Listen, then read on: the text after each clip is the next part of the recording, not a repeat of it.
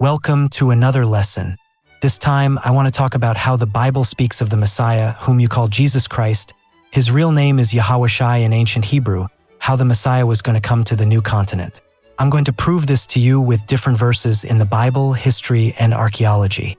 I also wanted to talk about the prophecy of Ezekiel 4, which speaks of the patience that God will have with both kingdoms of Israel, the northern kingdom and the southern kingdom. I also wanted to talk a little about the Olmecs, how they're not Israelites, what exactly the Olmecs are, and a little more evidence. Because when the Bible, in the Old Testament or the New Testament, speaks of mercy to the Gentiles, that actually begins with the book of Isaiah and the book of Hosea. If you know the history, both lived through the deportation of the northern kingdom of Israel and both speak of the Gentiles as the lost tribes of Israel, like the Gentiles who are mentioned, especially in Isaiah, in Hosea, which is also mentioned in the New Testament as not being Gentiles, but are actually Israelites, and also in the New Testament, of course, the Hellenized are mentioned, who are Jews who became Hellenized, became Greeks, those are obviously Israelites too. And I also wanted to talk a little about biblical numerology, other biblical coincidences out there, curious things about the Bible. To begin with, the Messiah hints that he is going to come to the new world, and I am going to demonstrate this to you in the book of Isaiah 9. In the book of Isaiah 9, if you read it, I have already read it in other lessons, but what's more, we are going to read it again. What it says here in this chapter is that the Messiah is going to bring light to those who dwell in the land of the shadow of death. And these who dwell in the shadow of death are those who were deported to the other side of the Jordan, who are known as Galilee of the Gentiles or are referred to as Galilee of the nations. So here he's not really talking about Gentiles, he's talking about those who were deported to the other side of the Jordan, who are the northern tribes of Israel, which includes Zebulun and Naphtali. He's going to bring them light, but where is he going to bring them the light? In the land of the shadow of death. And if you already saw my other lesson about the land of the shadow of death, that's obviously talking about the new continent. If you want to see that lesson, you can see it right now. If you want, I can reiterate that as well. Another key here is that he's talking about the northern kingdom. Obviously, those who were taken across the Jordan were from the northern tribes, which included Naphtali and Zebulun. Obviously, that's there. Of course, but if you go back to Isaiah chapter 8, the last verse, it says, "And they will look upon the land, and behold, trouble and darkness and gloom and anguish, and they will be completely consumed by darkness." This chapter describes the fall of the northern kingdom, known as Samaria, when the Assyrian king attacked. And it also mentions that these people when they were deported were plunged in darkness because of idolatry, which, the northern kingdom has always been idolatrous to this day. So when here in Isaiah 9, when it talks about a prophecy of the Messiah who was going to Galilee of the Gentiles to bring light to those people who were taken across the Jordan, obviously if you read Isaiah 8, it's talking about the northern kingdom of Israel. Look here, it says Isaiah 8 verse 4, it's talking about when they plundered Samaria, which is the northern kingdom. And in case you didn't know, Isaiah 9 is a prophecy of the Messiah. If you continue reading here, Isaiah 9 verse 6, "For to us a child is born, to us a son is given, the government will be on his name, and his name will be called Wonderful Counselor, Mighty God, Everlasting Father, Prince of Peace," is prophesying about the Messiah. And that is mentioned again when the Messiah lived. Matthew 4. Here in Matthew 4 it says, "When Jesus, or his name in Hebrew is Yahawashi, when Jesus heard that John was in prison, he returned to Galilee. And leaving Nazareth, he came and lived in Capernaum, a city by the sea in the region of Zebulun and Naphtali." See how the language is very similar to Isaiah 9, and what's more, he mentions it so that what was spoken by the prophet Isaiah might be fulfilled, when he said, "Land of Zebulun and land of Naphtali, by the way of the sea beyond the Jordan, Galilee of the Gentiles, a people living in darkness have seen a great light, and on those living in the region of the shadow of death have seen the light." And you might be wondering if Galilee of the Gentiles, which I'm going to prove to you right now, if Galilee of the Gentiles represents those who were taken to the other side of the Jordan. And it says on the other side of the Jordan, which was when the Assyrians deported the northern kingdom and then they escaped to the New World and came to the New World, which is considered the region of the shadow of death. How can it be that the Messiah is saying that this prophecy is being fulfilled, that the Messiah came to the region of the shadow of death to give light to the lost tribes? How can this prophecy be fulfilled if the region of the shadow of death is the new continent? And that's where you have to understand that what he was doing is preparing his parable. He was preparing his parable to make the apostles and us understand in the future that he also came to the new continent, and I'm going to show you right now. In the first book of Maccabees, chapter 5, It talks about a story about Judas Maccabeus restoring the temple from the hands of Antiochus Epiphanes. And after they restored the temple, the people, here it says people, different peoples or races began to attack the northern kingdom of Israel. And you might think, because there weren't many living in Galilee. That is, the tribes that remained in Galilee, the majority that lived in Galilee are what today would be Ethiopians and some people from Syria, but among them lived a small group who were truly Israelites from the northern tribes, a small group of them, and it mentions it here. And when they restored the temple, these people who lived in Galilee became angry and began to attack those who remained from the northern kingdom. And if you read here, it says that after the restoration of the temple, they afflicted. Here it says Jews, but right now you'll see that they are not Jews, they are from the northern kingdom. And the Maccabees helped them. But what it says here in verse 13 is that the northern kingdom, here you can read, sent letters to Judah. These people, these Israelites, here Israelites who were in Galilee, sent letters to Judah, that is, their brothers, the blacks, and their brothers, saying, "The people around us have gathered against us to destroy us, the Ethiopians and the other people who are not Israelites, and they are preparing to come and take the fortress to which we have gathered, and Timothy, the captain of their army. Therefore, come now and deliver us from their hands, for many of our people are already dead. And all of us, brothers, look what it says here, who were in the places of Tubin." This word Tubin refers to those who are like Tobias or Tobit, who, if you read the book of Tobit, his family did not make it to the New World, they were left behind. And those who lived in the places of Tubin lived there in Iran. So they were very far from the Euphrates River and could not come to the New World. There was a remnant who were known as Tubin. In English, they call them Tobi, and those are the ones who returned because they could not go to the New World. They were killed, and their women were taken captive with their children and their spoils, and about 1,000 men were killed there. And look what it says here. These letters were still being read when here are other messengers who came from Galilee with their clothes torn, bringing the same news. And look what is mentioned here. It is only mentioned in Isaiah and it is only mentioned in Matthew. This phrase, Galilee of the nations, here those who stayed behind are called from Tobi, that is, who lived near Tobias, they could not go to the New World. They are asking for help from those of Judah, saying that they had gathered against them from Ptolemy, from Tyre, from Sidon, and all of Galilee of the nations consume us. They living in Samaria, that area Galilee was already considered of the nations or of foreigners. They were ready to consume the few Israelites who still lived in that area of Galilee because they lived, as it says, they lived in Galilee, but that area of Galilee from that time was known to be full of foreigners, except for them. There was a very small remnant of the northern kingdom.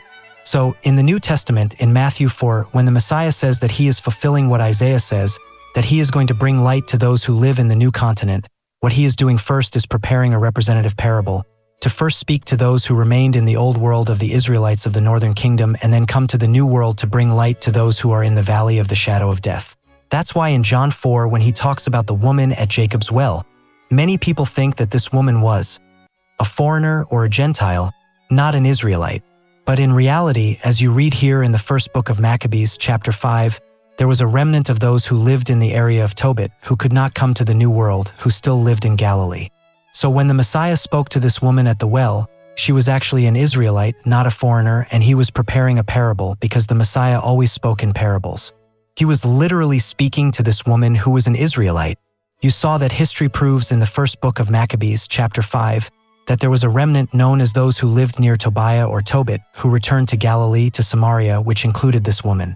And if you understand what happened in history when the Assyrian king took the northern kingdom, he brought 5 different nations, 5 different foreign peoples. He brought 4 peoples from Babylon who are descendants of Cush. He brought a people of Arameans. That's why he tells her, you don't have one husband, you have 5 husbands. So he was saying to this woman, look, you don't have one husband, you have 5 husbands, because you are worshiping the gods of those 5 nations that live next door to you. Because the northern tribes, the Israelites, the lost tribes have always been idolaters. If you read here in Hosea chapter 4 in verse 17, it says Ephraim represents the kingdom of Israel, the lost tribes that today are the indigenous and the Latinos. The indigenous and the Latinos are given to idols. Leave them. So what the Messiah was saying, this woman at the well was telling her that they were among the few people who remained, who did not come to the New World, which history already proves herein, as I tell you, Maccabees, first book of Maccabees, chapter 5, proves that there were few who remained in Galilee. So he is speaking to an Israelite. This woman is an Israelite. And what he was speaking parabolically. He brought light first to the few Israelites living in Galilee, but then to fulfill the prophecy of Isaiah 9, to fulfill that prophecy, as it says here in Matthew 4, as it says here, it was so that what the prophet had said would be fulfilled. To fulfill this, he would have to go to the land of the shadow of death, which is the new continent, but first he had to speak with those who remained from the northern kingdom in Galilee, first with those who stayed there, and then he will come to the new world. And this in John 4, when he talks about the woman at the well and when he practically calls her a prostitute, it is also a parable, as I tell you in Isaiah, in Hosea. In the book of Hosea, he tells Hosea to marry a prostitute as a parabolic way to tell him that the northern kingdom are idolaters. And he says it here, as I say, here he says it in Hosea 4 verse 17. They are idolaters. For God, an idolater is like a woman, a harlot. So that's what he's saying here in Matthew 4. The Messiah is saying to the woman at the well, the northern tribes are idolaters. They don't have one God.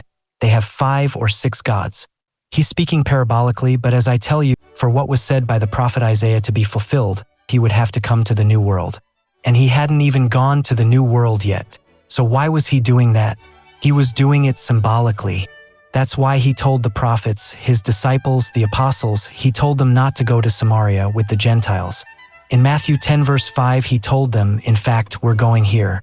Matthew 10 verse 5. And these 12 Jesus or Yahawashi sent out and gave them instructions, saying, do not go into the way of the Gentiles, and do not enter any town of the Samaritans. Why would he tell them that? And then he goes and talks to the woman of Samaria and teaches her. He's practically sharing the truth with this woman. Why would he do that? And at the same time, he tells his 12 apostles not to do that because first, he is the only one who knows among those people who are the ones who stayed behind, the remnant that returned to Samaria, who are truly the northern kingdom to begin with. He hadn't given them that spiritual power yet. And second, he was preparing his parable to say that only he can go to these people. Why? Because these people are not in Samaria. Only a very small remnant is in Samaria. According to Matthew 4, these people who are known as Galilee of the Gentiles, these people who were taken across the Jordan, these people who live in darkness, these people who live in the region of the shadow of death. The 12 apostles cannot go to that place because it is in the new world. That is why he did it. That is why he told them not to go there. It is a form of parable. You cannot go first because I can only go there because when he speaks of Galilee of the Gentiles, he is really speaking of the lost tribes who are in the new world. You cannot go there because only I can go there. That is why he tells them in John 7 verse 34, he tells his apostles, he says, you will seek me and will not find me, and where I am you cannot come. Do you see how he is speaking in the form of a parable? They begin to ask, where will he go? But what he was saying is that you cannot go to this place among Galilee of the Gentiles, because in reality that place is not even in Israel, it is in the new world, it is in the region of the shadow of death, that is why you cannot come. And here in John 4, when he tells the woman at the well that she has several husbands, how do I tell you, parabolically he is speaking of them as idolaters. The northern kingdom is idolaters. Here in Jeremiah 3, he is speaking of the northern kingdom if you read this chapter. And Jeremiah tells the northern tribes that although they have committed fornication with many friends, as I say, this fits with the woman at the well, which is a parable showing that the northern tribes are idolaters, which in the eyes of God is like being a harlot. And here is what it says. They say, if a man leaves his wife and she goes away from him and joins another man, will he return to her again? Will not the land be completely defiled? For you have committed fornication with many friends, but return to me, says Yahweh. Here in John, when he speaks to the woman at the well, he is telling her that she is a harlot, but at the same time here in Jeremiah, he is telling the northern kingdom that although we have committed fornication with many friends, many idols, he wants us to return to him, says Yahweh. After the Messiah was crucified and resurrected, the apostles went to Samaria and they went to prophesy to Galilee of the Gentiles because his parable had already been done. He was telling them, do not go to that area because first I have to do my parable. That Galilee, the Gentiles are in the new world, that they are the northern kingdom, that they are idolaters, that they have many lovers. And after I tell that riddle, that parable, then you can literally go, because there among Galilee there are one or another Israelite. You can go teach them, but you cannot go, as it says in John 7 verse 34. You cannot go where I am going, because I am going to the new world, and you cannot go there. And as I had already mentioned in the other lesson of the Valley of the Shadow of Death in Matthew 4 verse 16 and in Isaiah 9, it talks about that these people who are known as Galilee of the Gentiles, which the Assyrians took to the other side of the Jordan, says the same thing on the other side of the Jordan. These people who were in the region of the shadow of death. And we are going to repeat it again, that region, that land of the shadow of death is a land through which no man passed, nor did man dwell there. That according to the 4th book of Ezra, chapter 13, in verse 40, it says that these are the 10 tribes that were taken captive out of their land in the time of King Hoshea, whom Shalmaneser, king of the Assyrians, took prisoner, who transferred them from that part of the river. As I tell you, here it says in Matthew 4, it says that they were taken to the other side of the Jordan. It's talking about the Jordan. Isaiah 9. Those people who were taken to the other side of the Jordan. Here it says the same thing, who transported them from that part of the Jordan River and took them to a foreign land. But they decided by common consent to leave the multitude of the nations and went to a region further on where no man had ever lived, which is the New World. So, here in Jeremiah 2 it says that the land of the shadow of death is the land through which no man passed, nor did man dwell there. As I tell you, it's the New World, and there are also archaeological artifacts that prove that the lost tribes of Israel were in Assyria.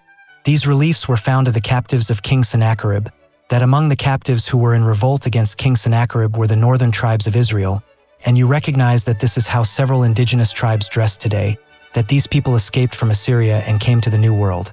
You continue reading here in the 2nd book of Ezra, chapter 13, from verse 40 onward. Here it says that they by common consent decided to leave the multitude of the nations and went to a region further on where no man had ever lived, to keep at least their laws there, which they had despised in their land of Israel, and they entered through the narrows of the Euphrates River. Here's another clue that it was during Sennacherib's time, because the Almighty performed great wonders for them then and stopped the river's sources until they had passed. This University of Chicago book on Oriental Studies talks about the annals of Sennacherib, and it talks about when Sennacherib was fighting against the rebellion that took place in Babylon, and how he had to use the Euphrates River to attack the rebels who had gone to Iran. And here it documents that when Sennacherib's ships, when the Euphrates River reaches the Persian Gulf, there were waves so high that they couldn't cross for 5 days. Here they say that the waves were so high, they couldn't cross for 5 days until they offered a sacrifice to an idol and the sea calmed down. And this is from the time when the lost tribes, as it says here in the 4th book of Ezra, at the same time that the lost tribes escaped, when the Euphrates River reached the Persian Gulf, there were very violent waves. That's why it says here that the Most High did great wonders for them at that time and stopped the sources of the river. Because where the Euphrates River reaches the Persian Gulf, there are very violent waves. So, this is further proof that he is indeed speaking of them escaping from Assyria and coming to the New World where no man had ever lived. And another key is that when he speaks of the Gentiles, whether in the Old Testament or the New Testament, when he speaks of the Gentiles, he is speaking of the Israelites, and more specifically, he is speaking of the northern kingdom, because when he speaks of the southern kingdom, as I told you, he calls them Hellenized or Greeks. And here he demonstrates this because here he says in Romans 9 verse 29 and verse 30, he makes a reference to Isaiah and he makes another reference to Hosea. Here in Romans 9 verse 25, he makes a reference to Hosea who, as you already know, is clearly speaking of the northern kingdom, and then here in verse 29 he mentions Isaiah. The first time he mentions the Gentiles in Isaiah is right here in Isaiah 9, where he's talking about the northern kingdom, those people who were taken across the river, those who live in darkness. He's describing the deportation of Samaria to the northern kingdom. These people will be plunged into darkness. He's not talking about just any people, he's talking about the northern kingdom of Israel. And these people who were taken across the Jordan, these people who dwell in the land of the shadow of death, which is the new continent, these people are known as Galilee of the Gentiles. In Isaiah, he establishes that these Gentiles are the northern kingdom, and it's the first time he mentions the Gentiles, and he's talking about the northern kingdom. He's talking about the children of Israel, the house of Ephraim, etc.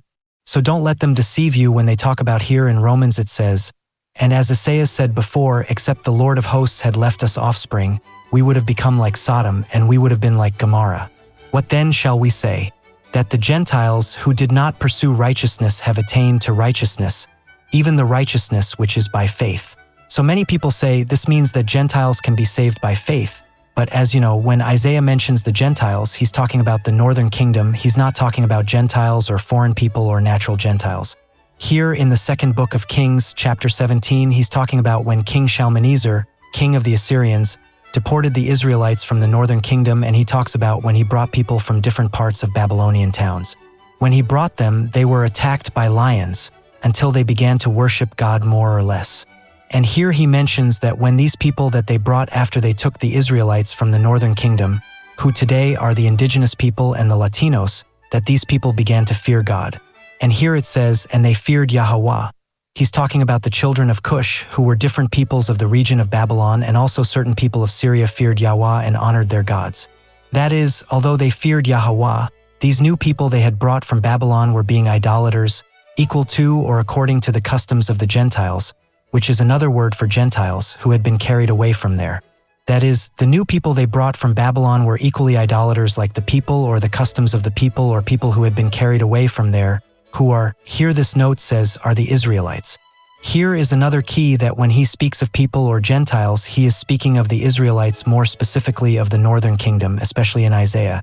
So, when the Messiah tells his apostles not to go to Samaria, and in Isaiah when he says that the Messiah is going to come to the land of the shadow of death, which we already see is the new world, another clue that he is going to come to the new world.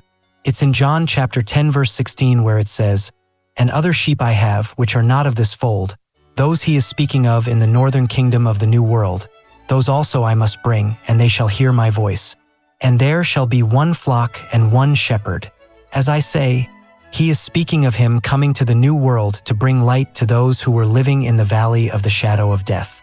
And here in the new world, the Messiah was known as Quetzalcoatl, also known as Kukulkan, and certain other peoples had other names for the Messiah than Quetzalcoatl, and Kukulkan is a serpent. And as the Messiah says in his own words in John 3 verse 14, these are the Messiah's own words. "And as Moses lifted up the serpent in the wilderness, even so must the Son of Man be lifted up." So in the new world, the Messiah was known as the feathered serpent. Other similarities of the Messiah in the new continent was known as a star, the morning star, which according to the book of Revelation 22 in verse 16 says, "I, Jesus, have sent my angel to testify to you of these things in the church. I am the root and the offspring of David, the bright morning star," which, as I tell you, Quetzalcoatl was also known as the morning star. In Isaiah 6 it talks about how the Messiah flew just like Quetzalcoatl, who was known as the feathered serpent that flew. And here it says in Isaiah 6, "In the year that King Uzziah died, I saw the Lord," it's talking about the Messiah Yahushai, "sitting on a throne, high and lifted up, and his train filled the temple. Above him were seraphim, each one had 6 wings. With 2 they covered their faces, and with 2 they covered their feet, and with 2 they flew." Here in the book of Acts, in Acts 1, it also talks about how the Messiah ascended. Here in verse 11 it says, "Whom they also said unto them, Men of Galilee, why stand ye gazing up into heaven? This same Jesus, or Yahushai, which is taken up from you into heaven, shall so come in like manner as ye have seen him go into heaven." He went away in what people call a UFO. Here in Luke 21 verse 27 it says, "Then shall they see the Son of Man coming in a cloud with power and great glory." In other words, the Messiah travels in a UFO. It was considered a serpent and was considered the morning star, just like Quetzalcoatl. Here in the 4th book of Ezra, chapter 13, in verse 6, it is speaking of the Messiah. "And as I beheld, behold, he cut down a great mountain above him, as if he flew away." So, when the Messiah returns and also when he came to the new world, he flew in a UFO that was so big that Ezra considered it to be a great mountain on which he flew. Now to talk about the prophecy of Ezekiel 4, where it prophesies 390 years of mercy to the northern kingdom and 40 years of mercy to the southern kingdom. And here it says Ezekiel 4 verse 4, "And you shall lie on your left side." As I told you, it is speaking geographically. The left side represents the Western Hemisphere in the New World. It is speaking of the northern kingdom, and he will bring upon it the iniquity of the house of Israel, which I tell you is the northern kingdom. The number of the days that you sleep on he will bear their iniquity upon you. I have given you the years of their iniquity by the number of days, 390 days, and so you shall bear the iniquity of the house of Israel.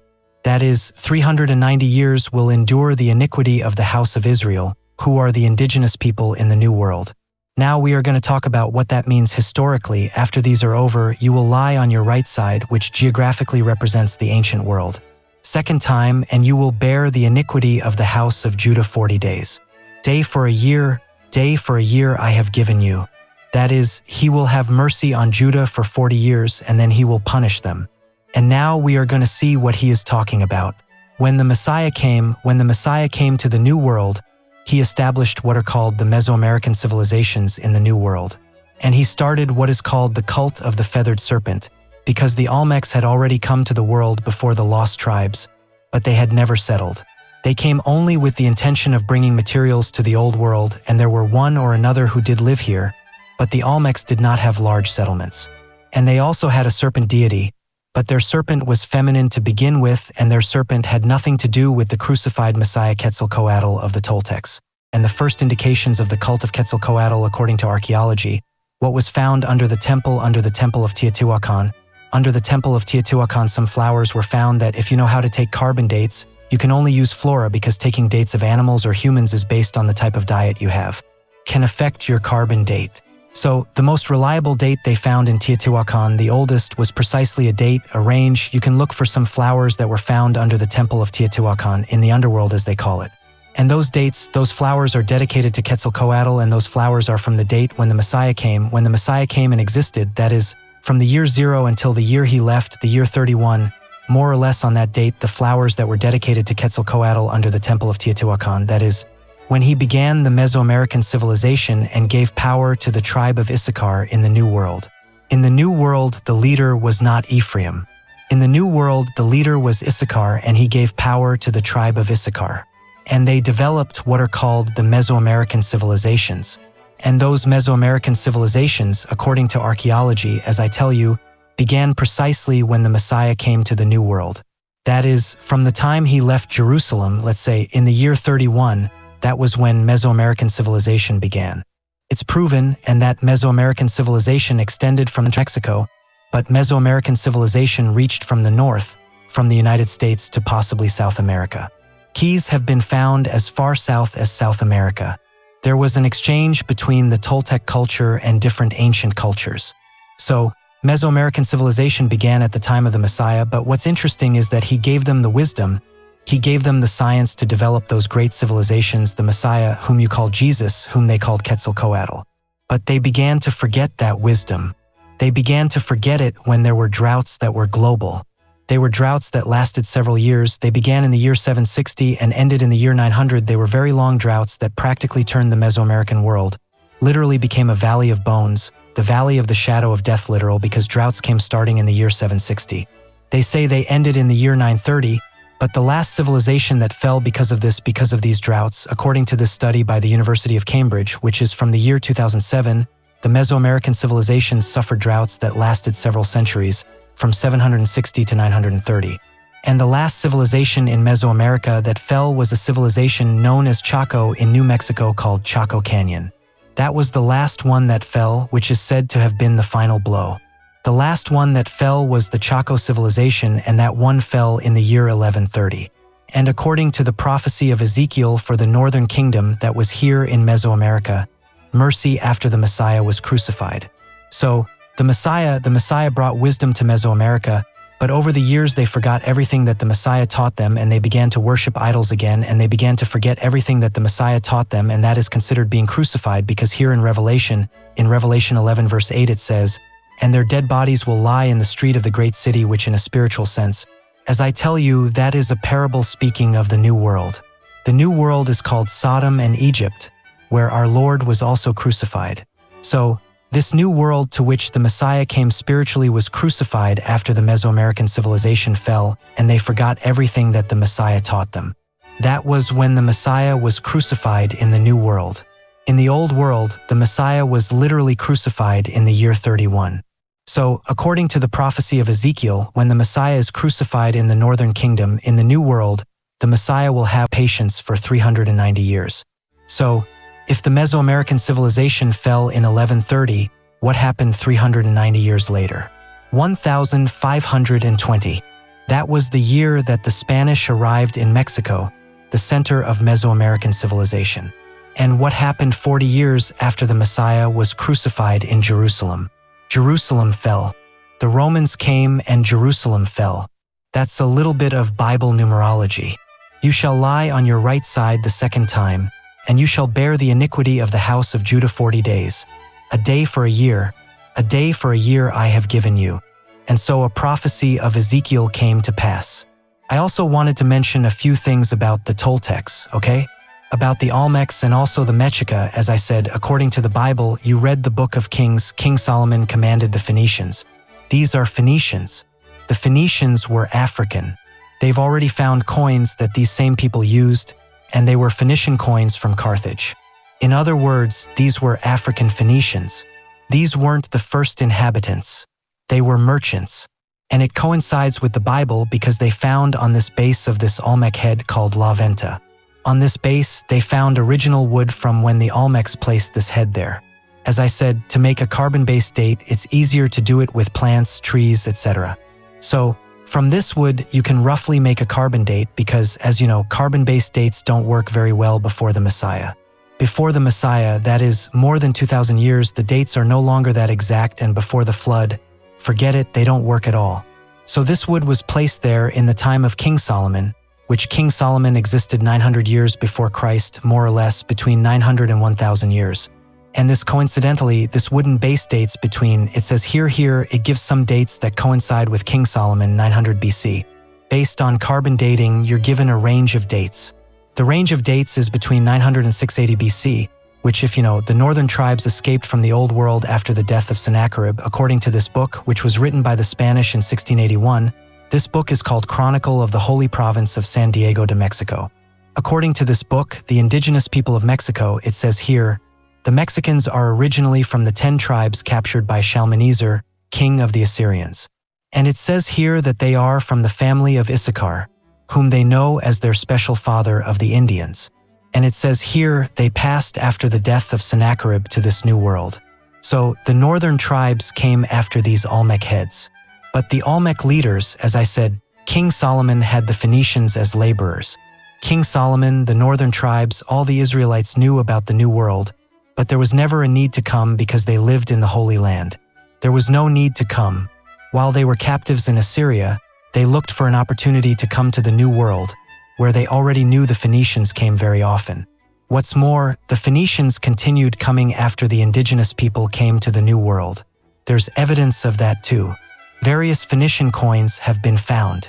Even after the indigenous people arrived, coins even from Carthage and even Roman coins that the Phoenicians traded with the indigenous people. But as I said, they weren't from the lost tribes, they weren't Israelites, they were simply merchants, they were those known in the Bible as the Phoenicians.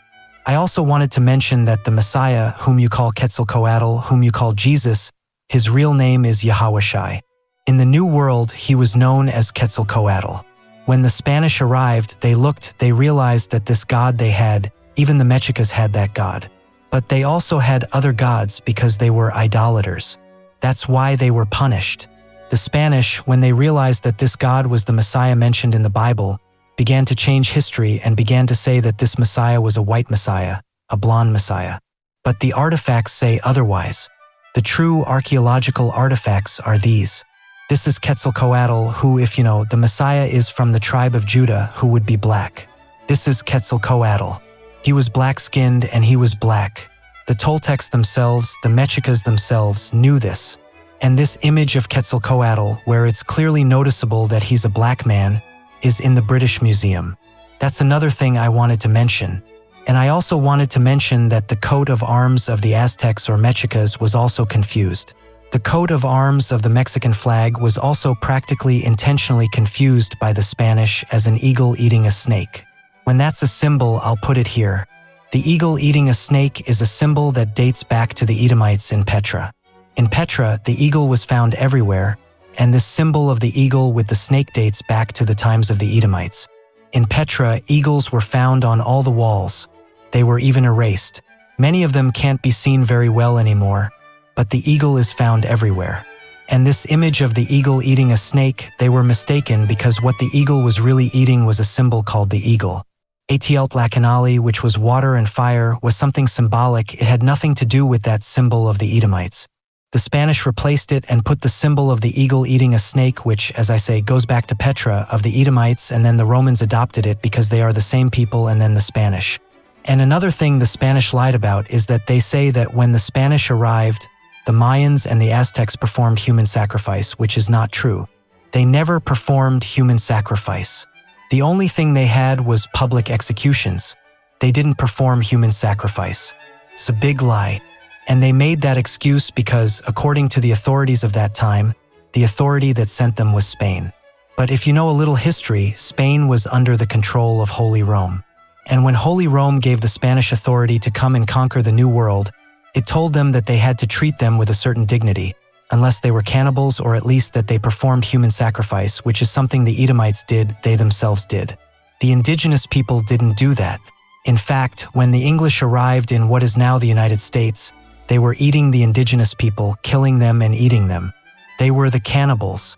So the Church, the Holy Roman Empire, which at that time included Spain, because Spain didn't exist when Christopher Columbus arrived. So what happened is that when the Spanish saw a festival the Mexicas were having, and everyone was wearing their jewelry, everyone had their gold jewelry because it was a festival. The Spanish went crazy and killed everyone stealing.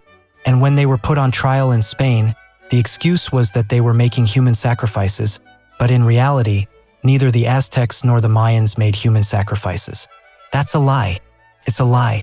As I said, the other lie is that this eagle, the symbol, wasn't an eagle eating a snake. It was an eagle eating a symbol that represented water and fire, called Untitled. That's the true symbol of the so-called Mexica. And another lie is that they say that when the Spanish arrived, the Mexicas had only been in Tenochtitlan for about 200 or 300 years. But Tenochtitlan was a very ancient Toltec city. What happened was that with the droughts, as I say, this is a fact here, I'm not making this up. With the droughts that occurred in Mesoamerica, many cities were abandoned. It wasn't a new city, just a city that was abandoned and then repopulated, but it was the same people, the same Mexica, who claimed to be descended from the Toltecs. They were also Toltecs, that is, they were from the Issachar tribe. That's another big lie. The Spanish themselves prosecuted some of the conquistadors because they had stolen a treasure from Tenochtitlan. They said, well, we're robbing you because you don't own this, you new people. And what the Mexica said was that the city of Tenochtitlan was more than 1,000 years old. As I said, the civilization called Mesoamerican began with the Messiah. That is, when the Spanish arrived, it was 1,500 years old. The Mesoamerican civilization of the Toltecs. It wasn't a new city, it was a very ancient one. Another lie. Well, that's all for today. See you later.